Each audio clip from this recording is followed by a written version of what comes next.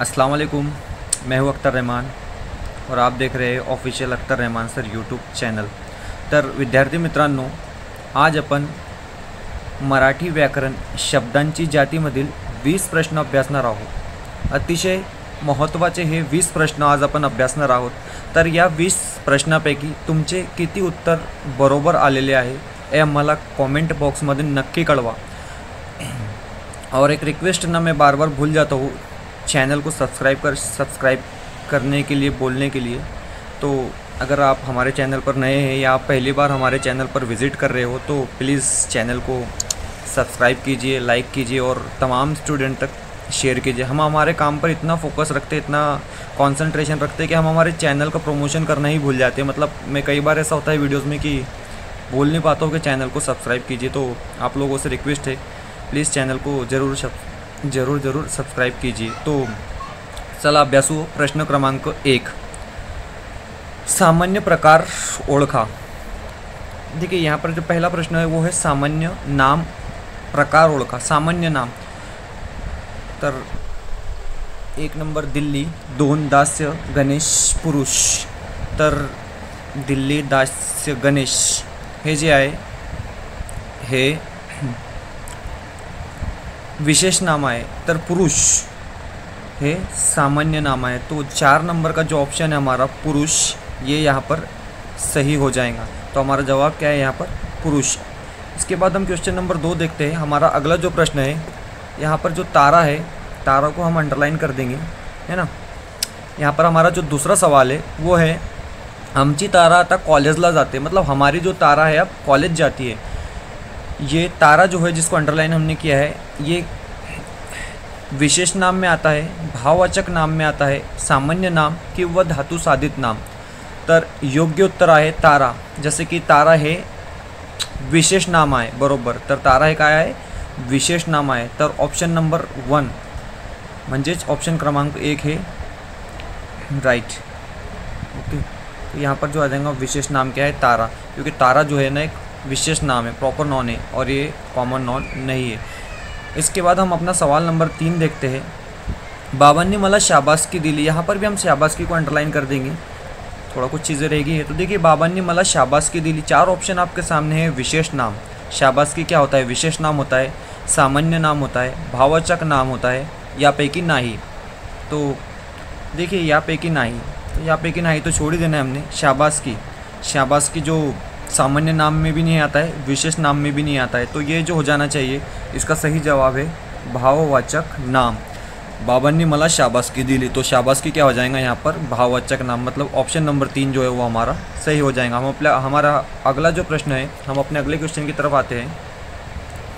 अगला जो क्वेश्चन है हमारा वो है, खालीलपैकी दर्शक सर्वनाम ओळखा। दर्शक सर्वनाम, दर्शक म्हणजे दाखवणारा। तो ऐसा सर्वनाम आपने देखना है यहाँ पर जो दिखाने वाला है। दर्शक सर्वनाम कौन सा है? तो देखिए, दर्शक सर्वनाम यहाँ पर जो है वो हो जाएगा हमारा, यहाँ पर 3 ऑप्शन आपके सामने है, मी, कौन, हाँ, अपन। तो इसका जो सही जवाब है वो हो जाएगा हाँ। क्योंकि हाँ में जो है ना हम चीज़ें दिखा रहे हैं, मतलब बोलते हैं ना हम हाँ है, तो इस तरीके से तो ये हो जाता है हमारा दर्शक सर्वनाम। तो ऑप्शन नंबर 3 जो है वो हमारा सही हो जाएगा। इसके बाद हम क्वेश्चन नंबर 5 की तरफ आते हैं। देखिए, क्वेश्चन नंबर 5 जो है, तुम्ही सर्वजन इत्थेच थांबा, सर्वनाम ओळखा। अब ये आपको जो है ये जुमले में से तुम्ही सर्वजन इत्थेच थांबा, ये जुमले में से सर्वनाम क्या है? बड़ा आसान सा और बड़ा सिंपल सा ये क्वेश्चन है। तो इसका जो जवाब है वो हो जाएगा तुम्ही। मतलब ऑप्शन नंबर 2 जो है इसका सही उत्तर है तुम्ही। ये जो है ये सर्वनाम है। इसके बाद जो है हम अपने अगले क्वेश्चन की तरफ आते हैं। प्रश्न क्रमांक 6 जो है, देखिए प्रश्न क्रमांक 6, हरी घरी कोण येऊन गेले। सर्वनाम ओळखा। जुमला दिया गया है कि हरी घरी कोण येऊन गेले, सर्वनाम ओळखा। यहाँ पर फिर से एक बार आपको क्या करना है? सर्वनाम को पहचानना है। तो देखिए यहाँ पर सर्वनाम जो हो जाएगा हरी घरी कोण। ऑप्शन नंबर 3 जो है वो हमारा यहाँ पर सही जवाब हो जाएगा। ऑप्शन नंबर 3 कौन, ठीक है। ऑप्शन नंबर 3 जो है हमारे यहाँ पर सही जवाब हो जाएगा। तर चला प्रश्न क्रमांक 7 पाहू। 5000 यातील 5 कोणते विशेषण आहे? आता 5000 हे जे वाक्य आहे यातील 5 हे कोणते विशेषण आहे? खाली 4 ऑप्शन दिलेले आहे, धातु साधित विशेषण, संख्यावाचक विशेषण, गुणवाचक किंवा सर्वनामिक विशेषण। तर 5 ही काय आहे? संख्या आहे। तर ऑप्शन क्रमांक 2 संख्यावाचक विशेषण, ये इसका जो है सही जवाब हो जाएगा। ठीक है, हम हमारे अगले क्वेश्चन की तरफ आते हैं। क्वेश्चन नंबर 8 10 रुपये विशेषणाचा प्रकार ओळखा। देखिए यहाँ पर 10 रुपये विशेषणाचा प्रकार ओळखा। अब 10 में क्या हो रहा है, चीज़ों की आवृत्ति हो रही है। आवृत्ति मीन्स दोहराया जा रहा है, चीज़ों को दोहराया जा रहा है, चीज़ों को बार बार बोला जा रहा है।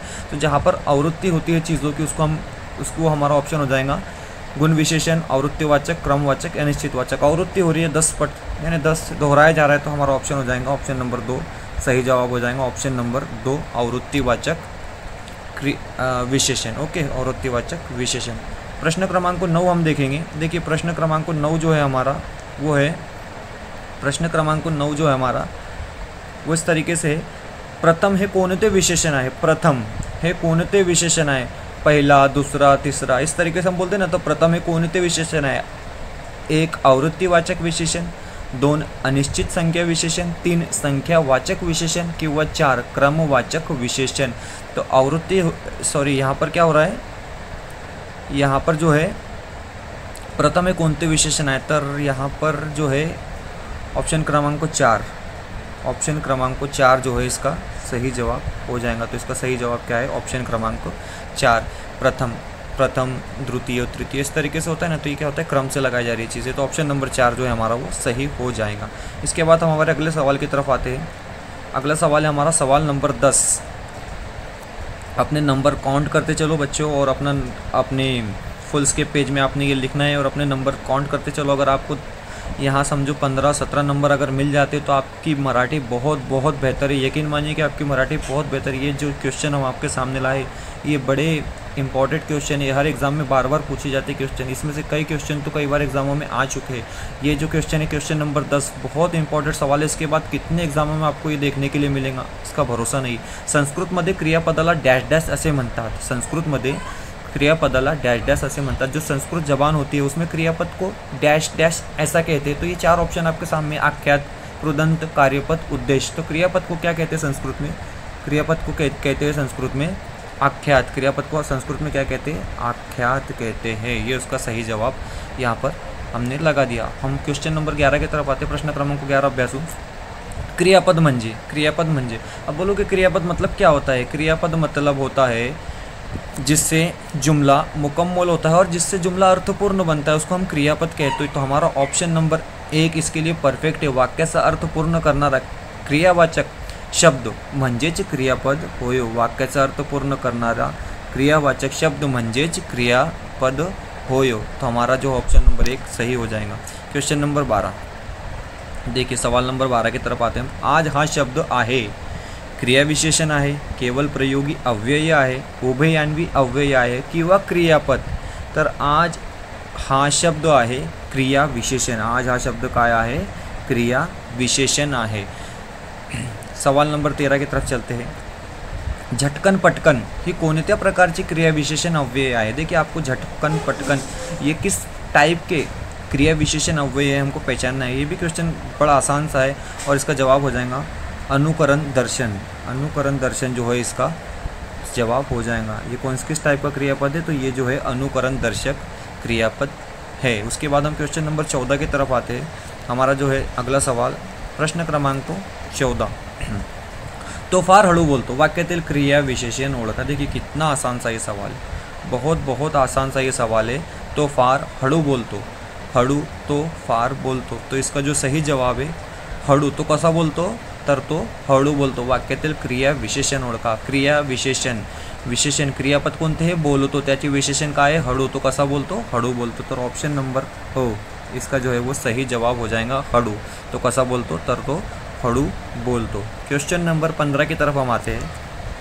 साथ ही साथ आपने कमेंट में हमको आपके कितने नंबर आए 20 में से ज़रूर बताना है। बहुत इंपॉर्टेंट क्वेश्चन है मराठी व्याकरण के, और मराठी व्याकरण महाराष्ट्र की जान होती है।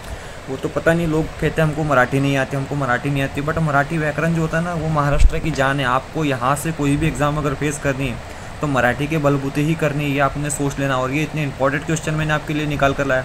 24 घंटे का वक्त लगा ये क्वेश्चन जमा करने के लिए, तो आप इसकी अहमियत जान सकते हो।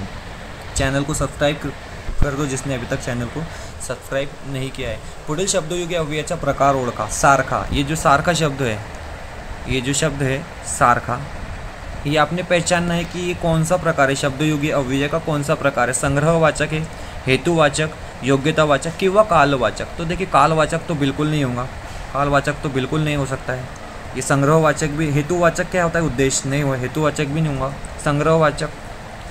संग्रहवाचक भी ये नहीं होगा। संग्रह मतलब एक ग्रुप का जहाँ पर बोध होता है। ये होता है योग्यतावाचक।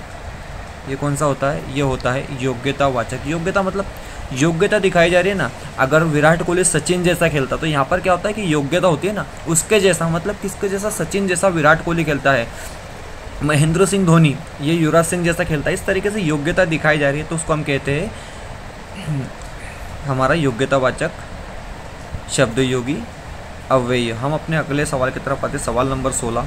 अव्ययालाच डैश डैश शब्द म्हणतात। टीएटी के एग्ज़ाम में सवाल पूछा गया है।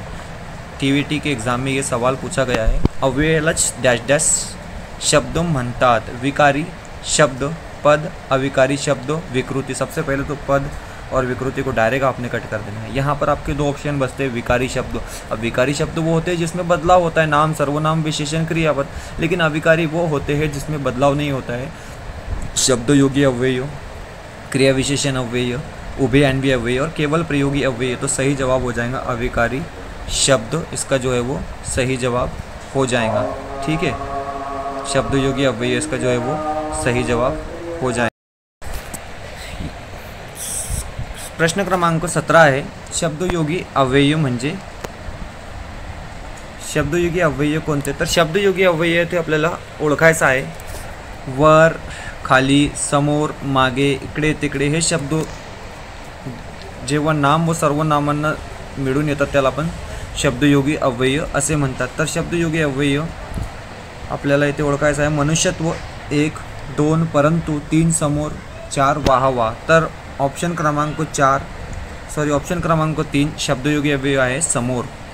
ओके, आता आपण अभ्यासूया क्वेश्चन नंबर 18। जर अभ्यास केला तर पास व्हाल, जर अभ्यास केला तर पास व्हाल। देखिए ये जो है ना, ये उभयन्वी अव्यय का सवाल है।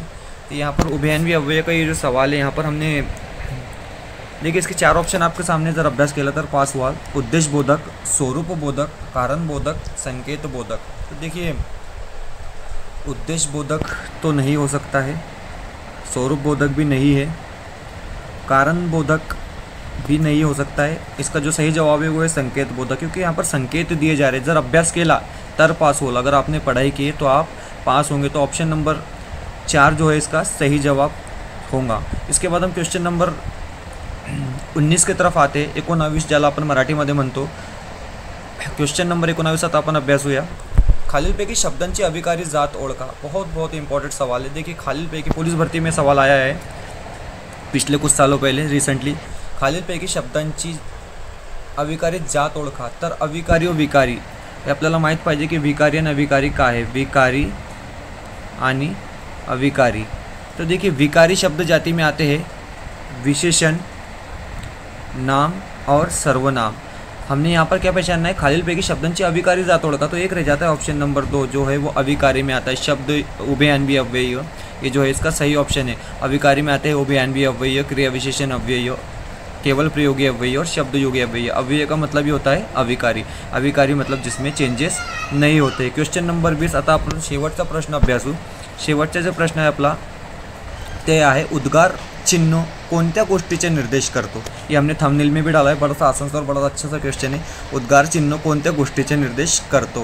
तो अरे बाप रे केवड़ा मोटा सांप, जब हम बोलते हैं ना अरे बाप रे केवड़ा मोटा सांप, तो भावना निकलती, फीलिंग्स निकलती है। तो जवाब जो है हमारा बिल्कुल आसान है हमारे लिए। इसका जो जवाब हो जाएगा ऑप्शन नंबर 1 जो है इसका सही जवाब हो जाएगा। भावना मनातले दुःख जेव्हा बाहेर निघतात त्याला आपण काय म्हणतो, त्याला आपण उद्गारवाचक चिन्ह किंवा केवल प्रयोगी अव्यय असे म्हणतात। तो ये जो 20 सवाल हमने देखे, बड़े इंपॉर्टेंट अच्छे सवाल थे। 20 में से आपके कितने जवाब सही आए, आपने कितने सवाल के जवाब सही दिए, ये हमको आप कमेंट करके ज़रूर बताएंगे कि आपके 20 में से कितने सवाल सही आए। अगर आपको चीज़ें अच्छी लगती है, मैं इसकी पीडीएफ भी हमारे टेलीग्राम के ग्रुप में डाल दूंगा। साथ ही साथ सीटेट और टेट के लिए हमने व्हाट्सअप ग्रुप बनाया है, वो उसकी लिंक जो है डिस्क्रिप्शन में दी है। आप वहाँ से हमारे टेट सीटेट व्हाट्सअप ग्रुप को भी ज्वाइन कर सकते हैं। और साथ ही साथ अगर अभी तक आपने हमारे चैनल को सब्सक्राइब नहीं किया तो आपसे रिक्वेस्ट है, आपसे गुजारिश है कि प्लीज़ चैनल को सब्सक्राइब कीजिए। और सीटेट का जैसे ही नोटिफिकेशन आता है, सीटेट के बारे में कोई भी मालूमात हमको मिलती है तो हम जल्दी से जल्दी आपको, जैसे ही सीटेट का कोई भी नोटिफिकेशन आ जाता है, मैं आप लोगों के लिए, मैंने इसके पहले भी आपको बताया था कि दिन में से 10 बार मैं सीटेट की ऑफिशियल वेबसाइट पर विजिट करता हूँ सिर्फ उसका नोटिफिकेशन चेक करने के लिए। तो जैसे ही कोई नोटिफिकेशन आता है मैं आपको तुरंत ही बता दूँगा। अल्लाह हाफिज़।